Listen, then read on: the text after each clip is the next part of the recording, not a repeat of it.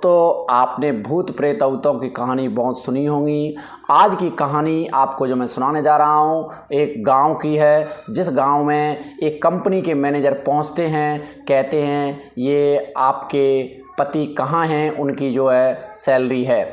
दोस्तों, इस बात को लेकर उसकी जो पत्नी होती है वो एकदम चौंक जाती है, उसके घर वाले चौंक जाते हैं और ये सैलरी हमारे पति की नहीं है ऐसा कहते हैं। आखिर वो सैलरी किसकी थी, कहाँ से आई थी? दोस्तों, इन्हीं सब बातों को जानने के लिए इस वीडियो में आगे बढ़ने से पहले वीडियो को कर दो लाइक और चैनल को कर दो सब्सक्राइब, जिससे मेरा हौसला बढ़ता रहे। नमस्कार, स्वागत है पारिवारिक घटनाओं पर आधारित इस नए एपिसोड में। सच्ची घटना सुनाने जा रहा हूँ। राजस्थान राज्य में एक ज़िला लगता है भरतपुर के अंदर एक फैक्ट्री है, सिमको फैक्ट्री। उसमें काम करने वाले एक मज़दूर थे, जिसमें मैं आपको बदला हुआ नाम लूँगा विनोद की ये कहानी है। दोस्तों, 2020 यानी कि 24 मार्च 2020 के आसपास जो लॉकडाउन लगा था, उससे पहले हमारे भारत के अंदर कोरोना ने, या पूरे वर्ल्ड के अंदर यूँ कहें तो पूरे वर्ल्ड के अंदर कोरोना ने दस्तक दिया था। उस कोरोना की दस्तक या महामारी से दोस्तों हड़कंप मच गया था, और उसी के चक्कर में जो दुकानें, शोरूम, मॉल, फैक्ट्री, सिनेमा, मस्जिद, मंदिर, तीर्थ स्थल, ये सारी चीज़ें बिल्कुल बंद कर दिए गए थे। लोगों का घर से निकलना बंद कर दिया गया था, क्योंकि ज़्यादा ज़रूरी था इन सब चीज़ों से, पैसे से, धन से, सब चीज़ों से ज़्यादा ज़रूरी था जान बचाना। उस समय लोगों ने सब कुछ छोड़ करके यही देखा कि अपनी जान बचाई जाए। बस 24 मार्च में दोस्तों लॉकडाउन लगता है, और वो लॉकडाउन लगभग 3-4 महीने चलता है। तो उस लॉकडाउन में लोगों की देखो, कुछ लोग ऐसे थे जिसमें 30 से 40% जो अपने मंथ सैलरी, जो उनकी मंथ रुपए होते थे, महीने जो आते थे, जो नौकरी प्राइवेट सेक्टरों में इधर उधर काम करते थे, महीने का जो पैसा आता था तनख्वाह का, उसी पर निर्भर थे। उनका कोई और सोर्स नहीं था। ऐसा ही एक यहाँ पर विनोद के साथ था। विनोद की जो सैलरी आती थी, जिस फैक्ट्री में वो सिमको फैक्ट्री में काम करते थे, उससे जो सैलरी आती थी उसी से उनका घर चलता था, उन्हीं से उनका परिवार चलता था, और कोई सोर्स नहीं था। लेकिन जब ये लॉकडाउन लगा, उसमें सारे लोग, फैक्ट्री वगैरह सब बंद हो गई, वो कोई चल नहीं रहा था। तो जो उसके ऑनर थे, ऑनर ने ऐसा किया और भी कंपनियों में कि आपको या हमारे जो फैक्ट्री के जो वर्कर हैं उनको 75% सैलरी घर बैठे ही दी जाएगी। लेकिन ये 2 से 3 महीने चला। उसके बाद दोस्तों ज़्यादा टाइम तक नहीं खींच पाए। लेकिन यहाँ पर विनोद के घर में भी कुछ आपत्ति आई, परेशानियाँ आई, और जैसे ही कोरोना दस्तक दे करके बाहर जा रहा था, तो धीरे धीरे समापन की ओर बढ़ रहा था, उसी बीच इस विनोद की मौत हो जाती है। जब विनोद की मौत हो जाती है, उसके लगभग 30 जून के आसपास ये कोरोना समाप्त होता है, यानी लॉकडाउन समाप्त होता है, और 1 जुलाई से जब फैक्ट्री चालू होती हैं तो सारे वर्कर मजदूरी पर, फैक्ट्री में काम करने पर वापस आते हैं, और इधर ये विनोद भी वापस आता है। दोस्तों, विनोद यहाँ पर देखो, सारे जो वर्कर होते हैं, कुछ वर्कर होते हैं वो डबल मजदूरी करते हैं, यानी कि ओवर टाइम करते हैं, और कुछ लोग थकान की वजह से अपनी ड्यूटी ही कर पाते हैं। तो यहाँ पर विनोद ओवर टाइम अपने जो उनके मैनेजर थे, उनके जो संभालने वाले ओनर थे, उनसे विनोद ने बोला कि मैं ओवर टाइम करूँगा।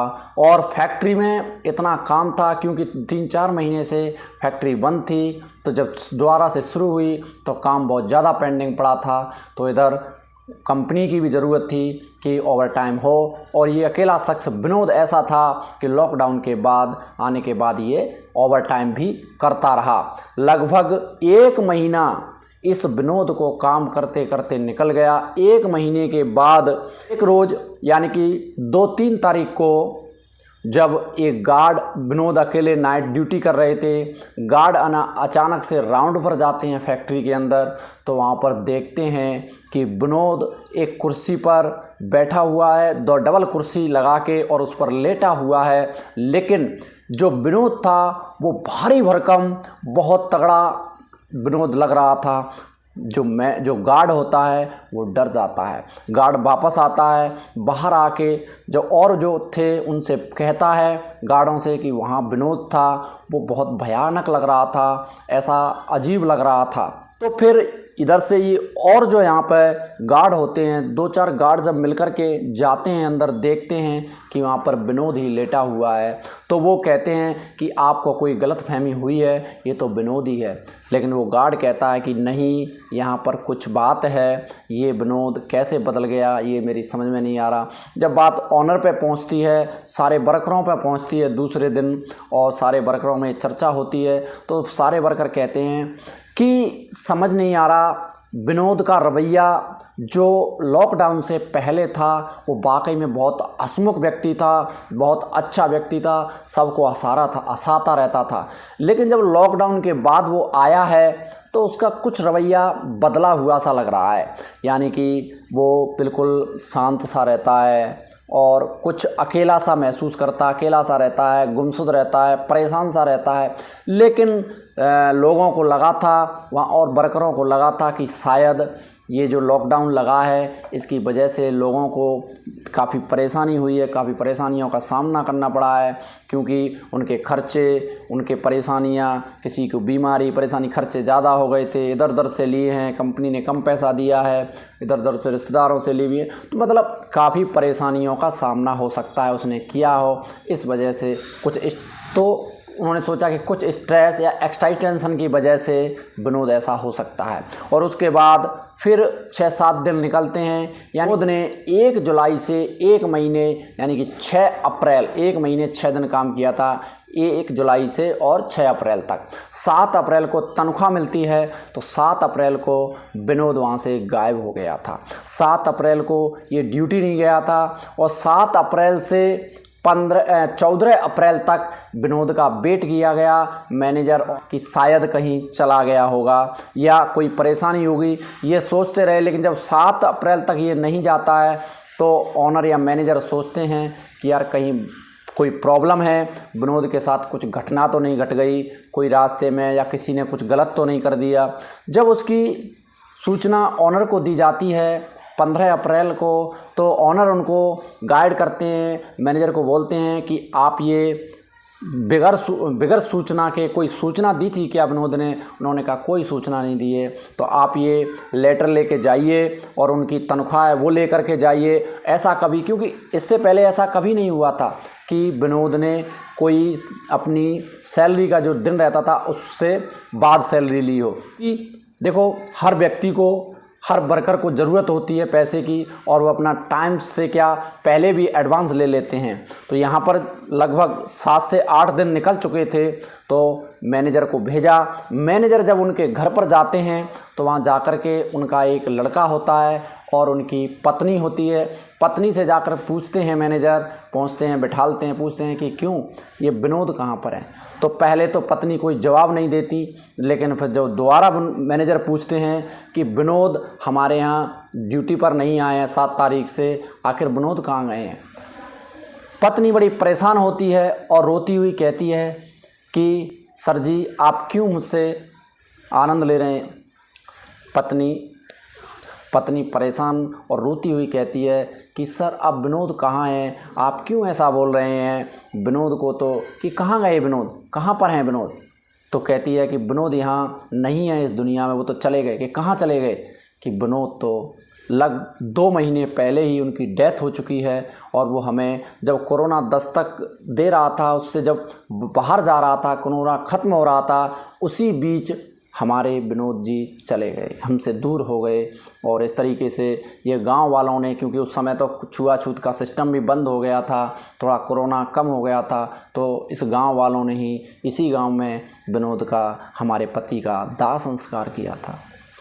जब इस बात को मैनेजर ने सुना तो वाकई में उसके पैरों तले ज़मीन खिसक गई, उसकी हवाइयाँ उड़ गईं।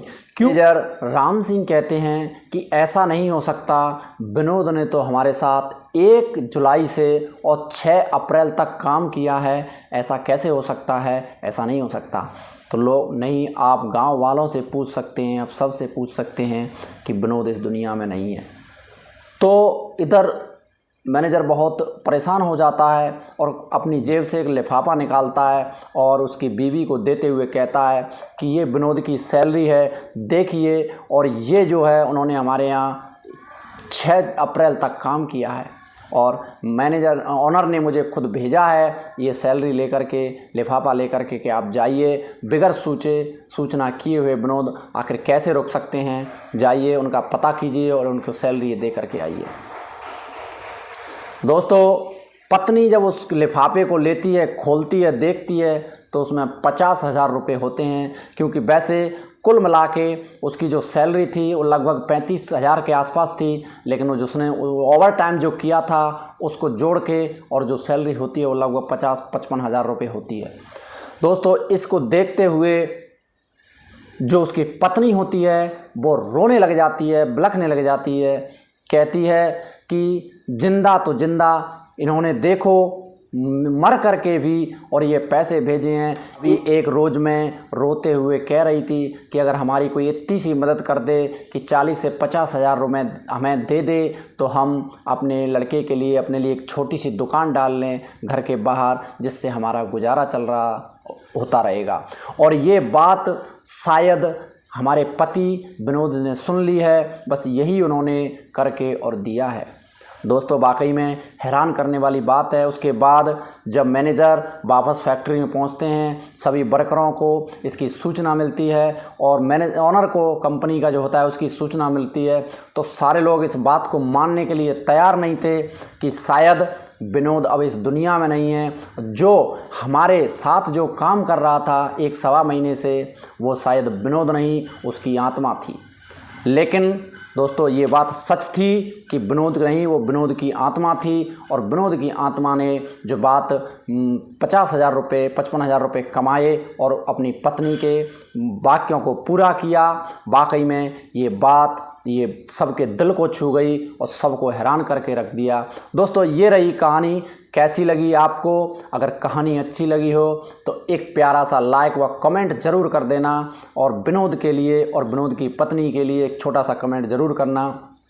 और इसी के साथ दोस्तों, आपने मेरी कहानी को सुनने के लिए जो कीमती वक्त निकाला, वाकई में मैं दिल से आपका शुक्रगुजार हूँ, आपका धन्यवाद करता हूँ। कोटि कोटि आप जिएँ, लंबे समय तक जिएँ और इसी तरीके से मेरी वीडियो वॉच करते रहें। दोस्तों, इस पूरे घटनाक्रम को सुनाने का उद्देश्य किसी को परेशान करना नहीं, किसी का दिल दुखाना नहीं है, बल्कि आपको एक सच्चाई से रूबरू कराना है कि ऐसा भी होता है। दोस्तों, तो इसी के साथ मैं आपसे विदा लेता हूं और मिलेंगे एक नए वीडियो के साथ। तब तक के लिए जय हिंद।